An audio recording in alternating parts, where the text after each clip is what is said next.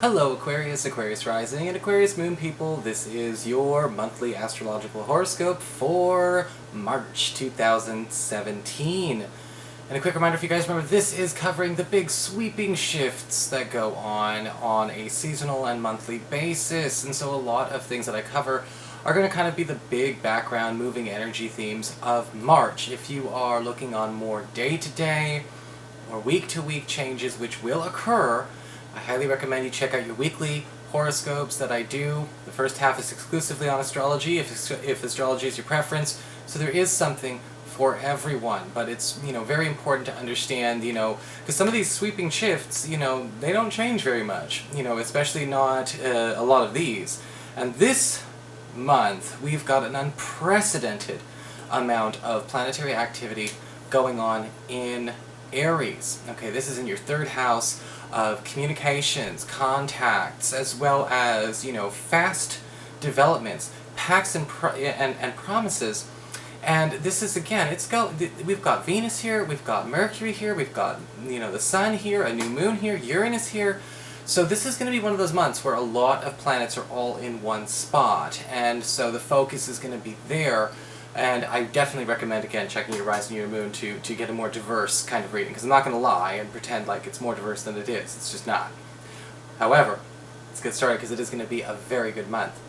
So in the beginning of the month, we do have Jupiter, currently retrograde in your 9th house, forming a wonderful connection to Uranus in that 3rd house, Aries of communications. And this is between your 9th house of government legal proceedings, higher education, your spiritual life, as well as scholarship, academia, and, to some degree it can also indicate travel, especially long-distance travel overseas.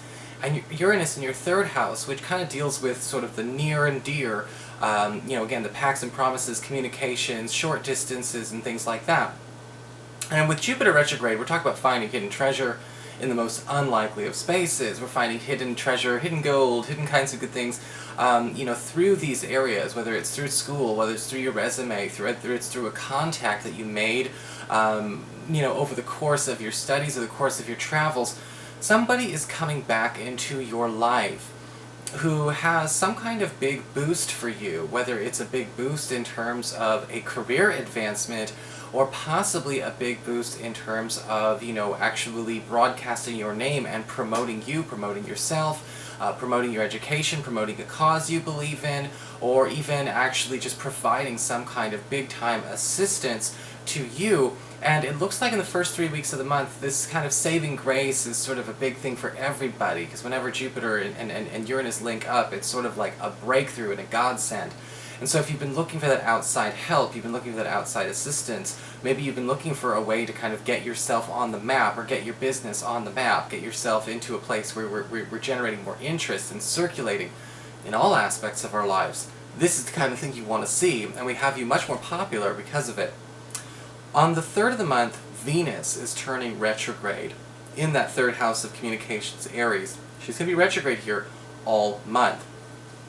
Now, when Venus is retrograde, it's important to remember that it doesn't operate the same way as the Mercury retrograde. A lot of people sometimes accidentally apply the rules of a Mercury retrograde to a Venus retrograde. It's not a good idea.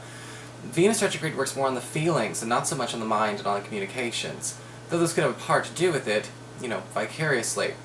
With Venus retrograde in your 3rd house of communications, it's talking about how we interact with people, and how people are interacting with us, especially when it comes to pacts, promises, contracts, heart-to-heart conversations. This can talk about opportunities to speed up relationship progress, but be careful. There is such a thing as fast in a bad way, so we want to exercise some moderation during this time.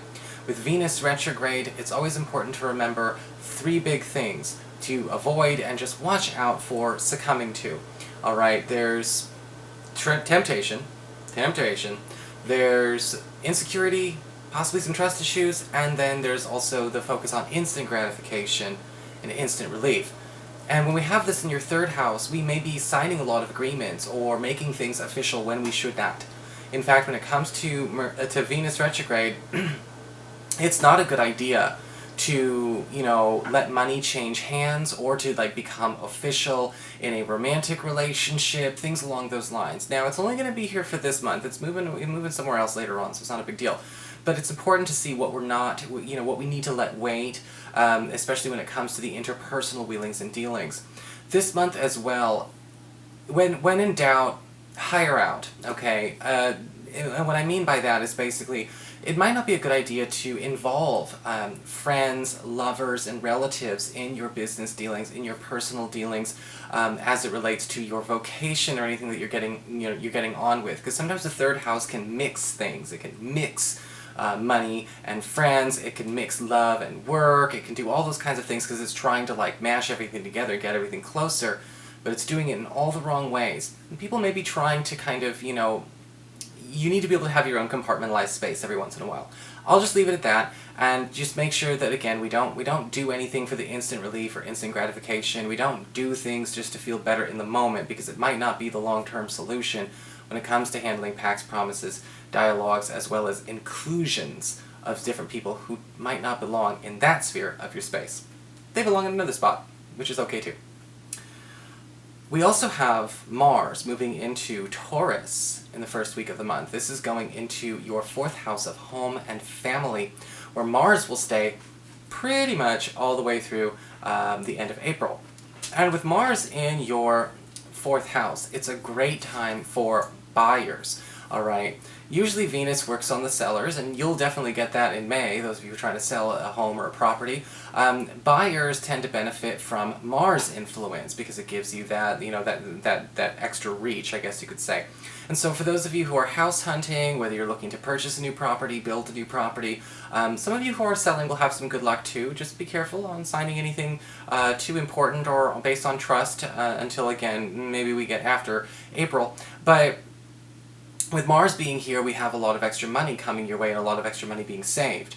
This is also a great time for those of you who are looking to maybe even bolster the income generated from a home-based business, whether it's a temporary business, a personal business, or just a freelance gig that you're doing, because Mars does tend to want to bring industry and productivity into the home, which could be a nice raise to the creature comforts that you have around you. And that's going to be happening all throughout this month and again into April.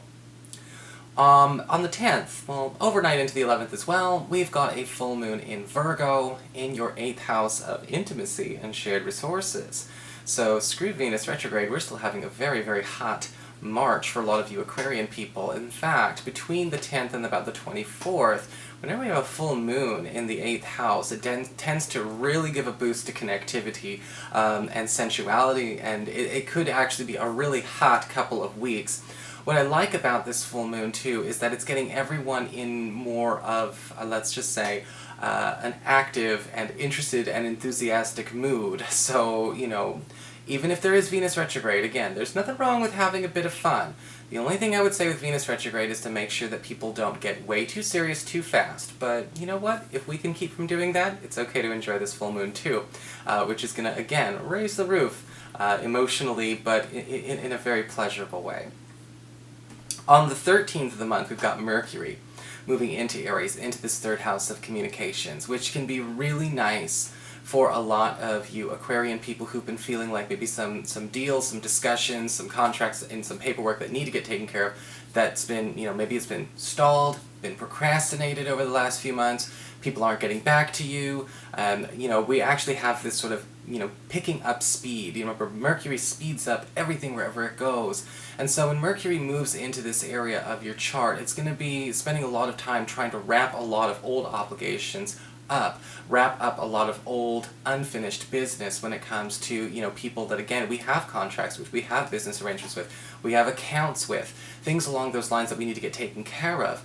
Anything that needs to be amended during this time is going to be easier to do as well, because the Sun is moving in here just a few short days after.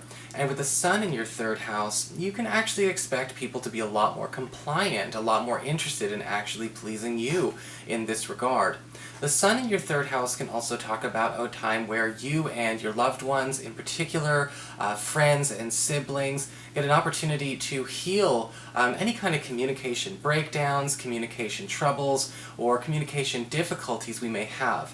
You know, because with the sun going in the third house, it's a time to be paying attention to where we need to learn how to get through to each other, or where people need to learn how to open up to each other, or people need to learn how to be better listeners. And if we've been feeling like maybe our social life has been dwindling, maybe it's hard to connect to the same friends that we used to, it could make you more popular and help you find new people, which definitely is happening at the end of the month. Or it could also, again, kind of work, smooth out some of the wrinkles and some of the bumps when it comes to how we connect to people, how we relate to people, and, also important, how they relate to us. And the sun's going to be in this spot of your chart all the way through to the third week of April. Now, speaking of getting close to the end of the month, we do have a new moon in this area in your third house.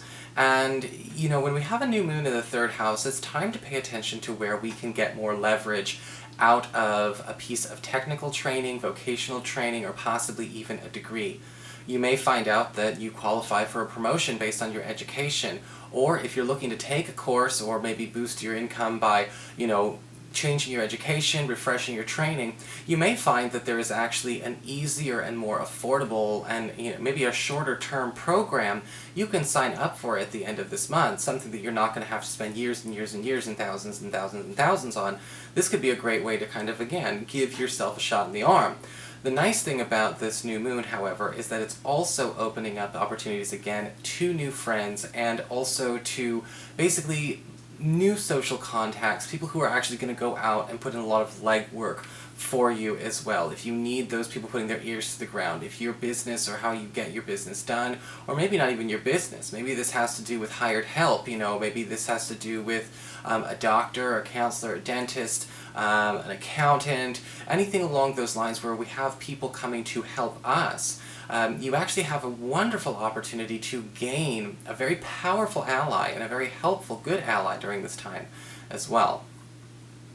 At the end of the month, we've got Mercury moving into Taurus, into that fourth house of home and family, opening up lines of communication with relatives, but also at the same time, again, speeding up and bringing more productivity to the home. This can be great news for those of you that have been maybe feeling like it's time to get some home renovation projects underway. Anyone who's trying to move is going to benefit greatly from this aspect. Yes, I know Mercury retrograde happens in April, but I want us to stay focused on March while, it's not even March yet when I'm making this video. And with Mercury in Taurus, especially the end of this month and going into April, you're also seeing an opportunity for us to catch up on old family business and wrap it up for good, nice and neat, and possibly even reunite with a relative that's become estranged. So it's a good opportunity for a lot of you Aquarius people indeed. So that is your forecast. I hope you enjoyed it. If you did, please like, share, and subscribe. I appreciate it. And of course, if you'd like to get a session, you can always follow the links below or go to integrativemysticism.com.